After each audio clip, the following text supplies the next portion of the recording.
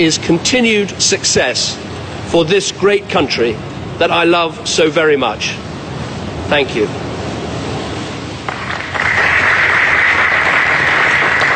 Then, almost time to go. But first, a family hug on the steps of number 10. No more of these for him. It was for the new Prime Minister to have her first audience at the palace, the Queen's 13th Prime Minister. Broad smiles on both sides as they met. And with that done, Theresa May safely installed, the calls to colleagues began. With the referendum result ringing in the ear, Eurosceptic faces David Davis to negotiate our relationship with the EU, Liam Fox to drum up international trade. But look, the biggest jobs. Philip Hammond at the Treasury, a safe pair of hands straight to the office tonight. Good evening. Amber Rudd to the Home Department, also getting down to business. And the biggest shock for the Tories' biggest star, perhaps, Boris Johnson, in charge of our relations with the world at the Foreign Office. That was the trip. Listen, he can hardly believe it either. A leader whose trademark is caution, but has already surprised. Events, as they always do, will no doubt surprise her. But weeks from the country's biggest political decision for decades, not much is certain. Sometimes politicians find a moment. Sometimes the moment finds them. Laura Koonsberg, BBC News, Westminster. And the morning after Britain's EU referendum, Peter Mandelson, the former UK government minister and European Trade Commissioner, said it was the worst day in post-war British history. Lord Mandelson joins us now in our Singapore studios. Glad you could join us on Newsday. Very nice to be with you. All right. It's been 3 weeks since the referendum. The UK now has a new Prime Minister in Theresa May and a new cabinet which includes the likes of Philip Hammond at Treasury and the former London Mayor, Boris Johnson, at the Foreign Office. Your thoughts and views about these changes? Well, it doesn't get any better, does it? I think the first thing to say is that Theresa May, the new Prime Minister, has a reputation for seriousness. I mean, she's a conscientious, diligent person. She does detail. So she's up to the task of leading the UK out of Brexit. She's up to the task of coping with the mountain of detail that is going to be involved in unpicking 40 years, over 40 years of Britain's integration to the European Union. It's a colossal challenge, and in my judgment, she's up to it. She will do the detail, as I say, and lead, I hope, a very strong team, because we're going to need that team in Britain. Does she have a strong team in Philip Hammond in Treasury and the Foreign Office, Boris Johnson? Well, Boris Johnson as Foreign Secretary will not go unnoticed. You can certainly say that. I mean, he has great flair, he has great charisma. But again, what he's got to demonstrate, like all the government have got to demonstrate, is that this concept of Britain leaving the European Union, the first time any member has left the European Union in its history, can be managed for everyone's good. I mean, everyone's interests have got to be accommodated, including, if we're going to have a serious negotiation, the interests of the people we're leaving in the European Union. We are, in effect, at their mercy now. They're going to lay down the terms of our future relationship between Britain and the European Union, what sort of trade relationship, what sort of business, economic relationship we're going to have. Those are the fundamental questions for Britain. Therefore, we're going to have to be engaging people in a fairly diplomatic way. And I hope that Boris Johnson is up to doing that. And, of course, the Prime Minister, Theresa May. Do you think, Lord Mandelson, Scotland and Northern Ireland will break away? I think that Northern Ireland faces a huge challenge, because running across Ireland will be the only land border that separates the UK from the EU.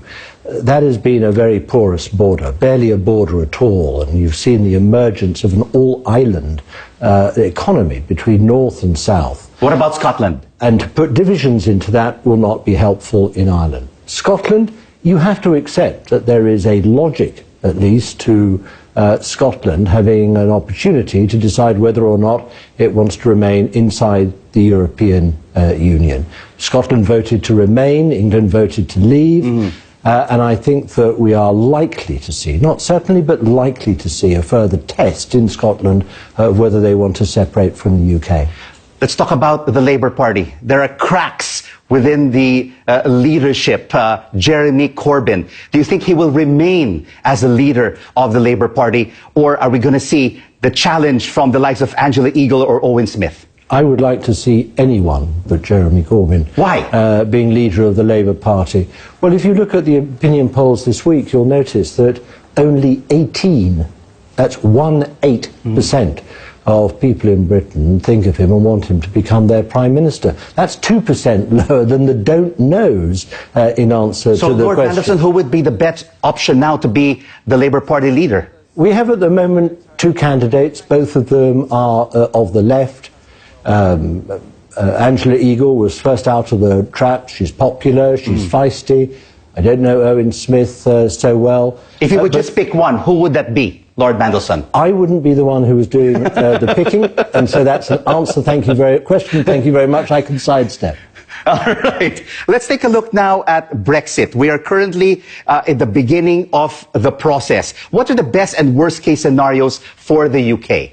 For me, what I want to see the government do is now prioritise the national interest and not the interests of the jockeying personalities and, you know, right-wing factions within the Conservative Party. They've really got to think Britain first. Right. And the fundamental decision they've got to take is whether they want to end up with Britain near in as possible to Europe's single market, or as far out from the European Union. So a major challenge indeed to attract new investments. Huge implications for trade and investment. The further out we are away from the European Union and its single market, the greater damage will be done both to our trade and our future investment. That will affect our economic growth and, of course, jobs and livelihoods at home. Lord Mandelson, you have an office here in Singapore. What would you say to Asian companies who have large investments in the UK? And what kind of impact and what kind of benefits they could have from Brexit?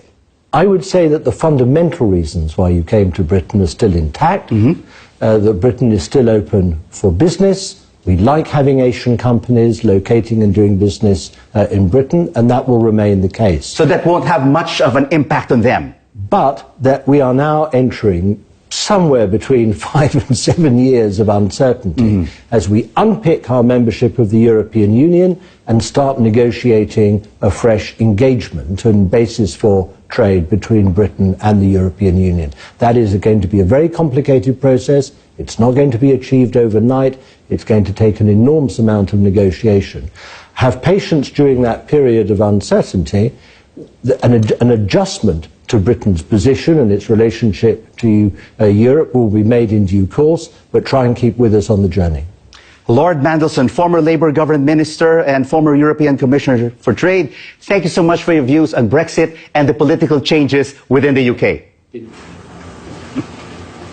Now let's take a look at some of the day's other news, and let's start in the United States, because this is Cameron Sterling, the 15-year-old son of the black man who was shot and killed by 2 white police officers in Louisiana. Well, Cameron has called for people to come together to deal with violence.